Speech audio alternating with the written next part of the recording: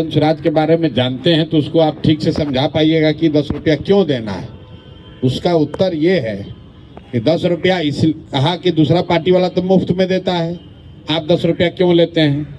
तो उसको आपको जवाब देना है कि दूसरा पार्टी वाला मुफ्त में मेंबर बनाता है तो राशन कार्ड के लिए 3000 रुपया घूस लेता है। दूसरा पार्टी वाला मुफ्त में आपको मेंबर बनाता है तो इंदिरा आवास के लिए 20,000 रुपया घूस मांगता है। ये जो 10 रुपया आप दीजिएगा तो ये बात का गारंटी है कि आपका विधायक चोर नहीं होगा, आपसे पैसा नहीं लेगा, क्योंकि अगर चोरी करेगा तो जन स्वराज पार्टी ऐसा है जो कि उसको कान पकड़ के निकालेगा।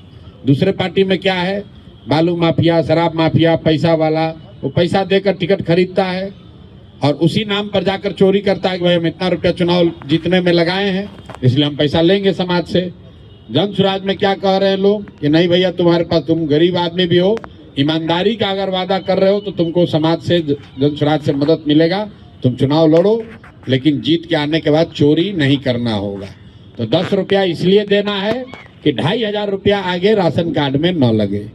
10,000 रुपया इसलिए देना है कि कोई आपसे इंदिरा आवास का 20,000 रुपया नहीं लेगा।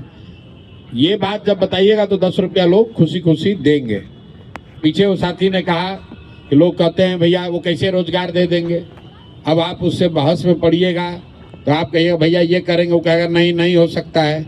इसका सीधा उत्तर ये है कि आप उसी से पूछिए कि आप बताइए पूरा देश में गरीबी है, कभी ऐसा हुआ कि महाराष्ट्र का आदमी मजदूरी करने के लिए कर्नाटक जाए, या गुजरात का आदमी मजदूरी करने के लिए मध्य प्रदेश जाए, या यूपी का आदमी मजदूरी करने बिहार आए? ऐसा तो नहीं है।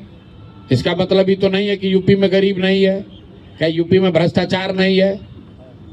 यूपी में भी भ्रष्टाचार है, गुजरात में, महाराष्ट्र में भी भ्रष्टाचार है, वहां पर भी यही देश का संविधान है। लेकिन इतना व्यवस्था सब राज्य में है कि नौकरी मिले चाहे न मिले, 10-12 हजार के मजदूरी खाती उसको अपना राज्य छोड़कर नहीं जाना पड़ता है। तो जब ये व्यवस्था महाराष्ट्र में है, उत्तर प्रदेश में है, गुजरात में है, कर्नाटक में है, तो बिहार में भी व्यवस्था बनाई जा सकती है। वो कोनो अमेरिका तो है नहीं। अगर उत्तर प्रदेश में ये व्यवस्था है, बंगाल में व्यवस्था है, उड़ीसा में व्यवस्था है, कर्नाटक में व्यवस्था है, तो बिहार में भी होना चाहिए। अपने आप लोगों को बुझाएगा। अगर आप उसको जाइएगा अर्थशास्त्र समझाने की कैसे बनेगा तो उसको ना समझ में आएगा ना मानेगा।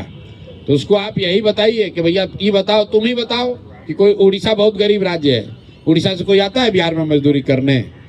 झारखंड में गरीबी है, झारखंड से कोई आ रहा है बिहार में मजदूरी करने? बिहार के लड़के दूसरे जगह जा रहे हैं। तो पूरे देश में हर राज्य में ये व्यवस्था है